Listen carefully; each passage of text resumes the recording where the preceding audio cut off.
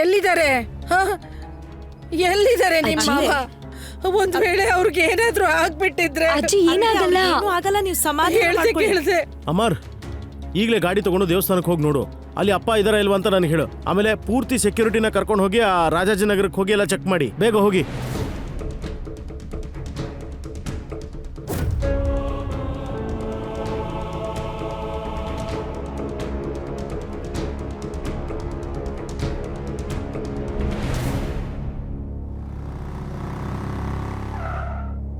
ಏನಾದ್ರೂ ಗೊತ್ತಾಯ್ತಾ? ಅಪ್ಪ ಬಗ್ಗೆ ಇಲ್ಲಿವರೆಗೂ ಏನೂ ಗೊತ್ತಾಗ್ಲಿಲ್ಲ.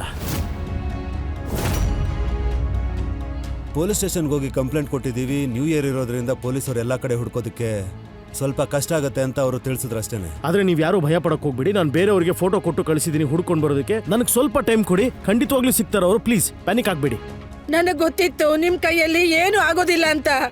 ವನರಾಜಕ್ಕೆ ಫೋನ್ ಮಾಡಿ ಅವ್ನು ಎಲ್ಲಿ ಬರ್ತಿದ್ದಾನೆ ಅಂತ ಕೇಳಿ. ದಯವಿಟ್ಟು ನಿಮ್ಮ ಆರೋಗ್ಯ ಹಾಳಾಗೋಗುತ್ತೆ. ಪ್ಲೀಸ್ ಅನು, ಕರ್ಕೊಂಡು ಹೋಗಿ. ಸಮಾಧಾನ ಮಾಡ್ಕೊಳ್ಳಿ ಅತ್ತೆ. ಸಿಗ್ತಾರೆ, ಅಪ್ಪ ಎಲ್ಲೂ ಹೋಗಲ್ಲ. ಅತ್ತೆ, ಮಾವ ಬರ್ತಾರೆ.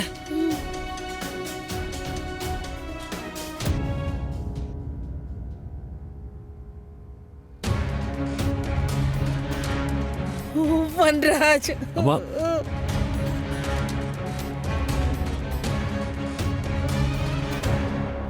ವನರಾಜ್, ನಿಮ್ಮಪ್ಪ ಎಲ್ಲೂ ಸಿಗ್ತಿಲ್ಲ. ಅವ್ರಿಗೆ ಏನಾಯ್ತು ಗೊತ್ತಾಗ್ತಿಲ್ಲ.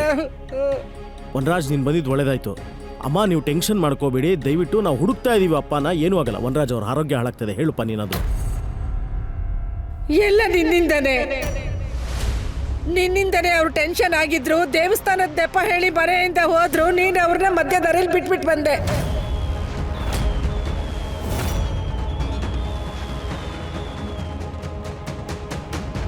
ನಾವಿಲ್ಲಿ ಇರೋದ್ರಿಂದ ಅವ್ರಿಗೆ ಟೆನ್ಷನ್ ಆಗಿ ಅವ್ರ ಮನೆ ಬಿಟ್ಟು ಹೋಗಿದ್ದಾರೆ. ಎಲ್ಲ ನಿನ್ನಿಂದನೇ ಆಗಿದ್ದು.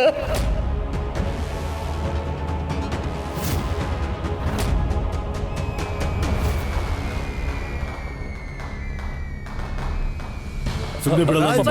ವನರಾಜ್, ದೂರ ಹೋಗು Vanaraj. Back off! Back off!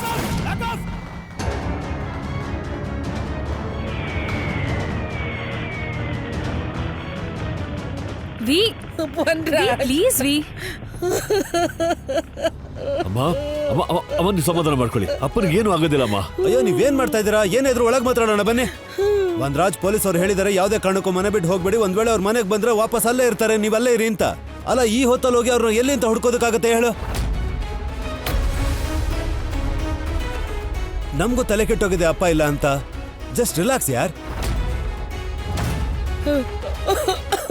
ಅತ್ತೆ, ಅಮ್ಮ ಅಮ್ಮ ಅಮ್ಮ ಹುಷಾರ್. ಅಮ್ಮ ನೀವು ಬನ್ನಿ ಇಲ್ಲಿ, ನೀವು ಬನ್ನಿ.